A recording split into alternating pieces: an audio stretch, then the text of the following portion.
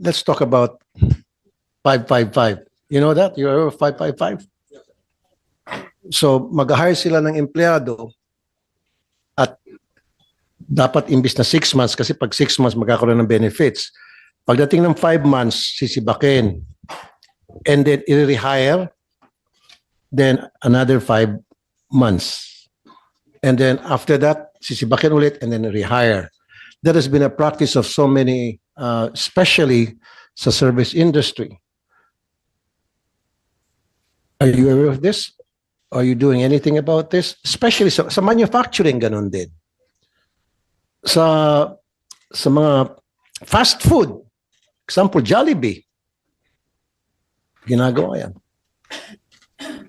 What are you doing about it, sir? Maraming salamat po.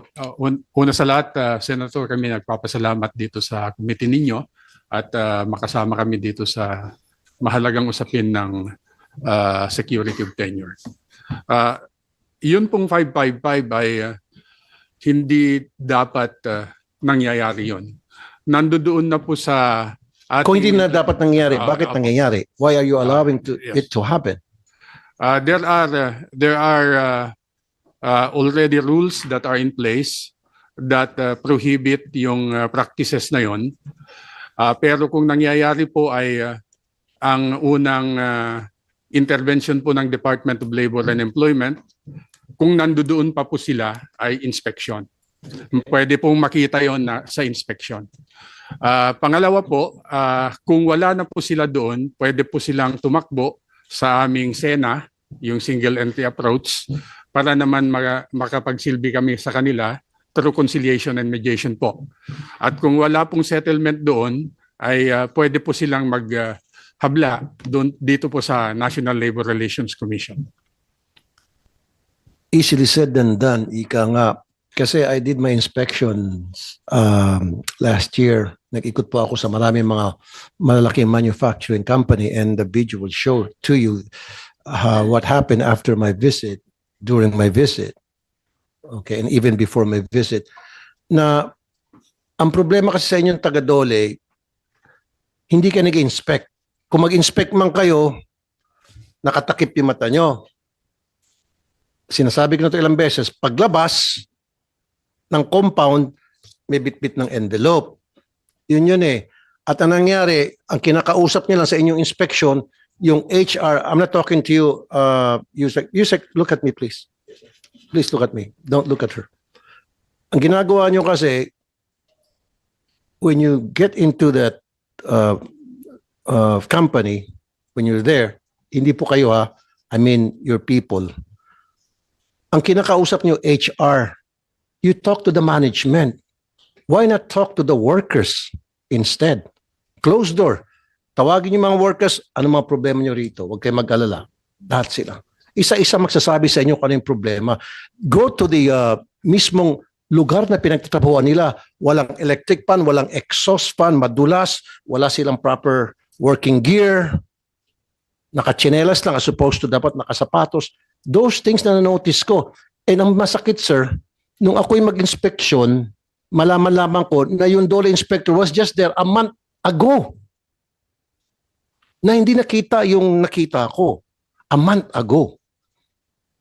Yun yun, sir, eh. Na mag-inspect man yung mga tao ninyo, hindi ko alam kung sila ba ay nakapiring at talagang mata, literally, or sinasadyang magmaang-maangan. Kaya nga sabi ko kanina, when you do your inspections, talk to the workers. Kasi syempre, the management will always lie. Of course, they have two sets of documents. Ito yung dokumento na ipapakita sa Dole na everything is okay. Pero the real document, doon may kita mo yung mga kakulangan nila, pang-aapi nila sa mga manggagawa. You're not doing that, right? Sa mga inspectors, no? This is what I need you to do, sir. Dapat lahat ng inspektor ninyo, imbestigahan ninyo.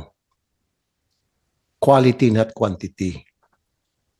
Na siguraduhin, dapat merong evaluation, assessment, yung yung mga labor inspector ninyo, na ibang pinupuntahan nila, meron kayong gumagawa ng counter follow-up. or counter-check na kung talagang ginawa niya ng tama. Only then makikita niyo na marami talagang violations, napakaraming company. Of course, I don't have anything against companies. Siyempre, gusto ko rin maraming mga kumpanya dahil yan ang driver na economy natin. Pero dapat magnegosyo lang tama. So what kind of programs do you have right now in place to ensure that all your labor inspectors that goes to the companies, or whatever company that is, or especially if it's being complained, what kind of programs do you have to ensure na maayos na yung gagawin inspeksyon at wala nang wishy-washy? Tama po kayo dun sa binanggit nyo na kailangan may follow-up. At yung follow-up inspection po ginagawa na po namin. At yun po siguro ang papalakasin pa namin.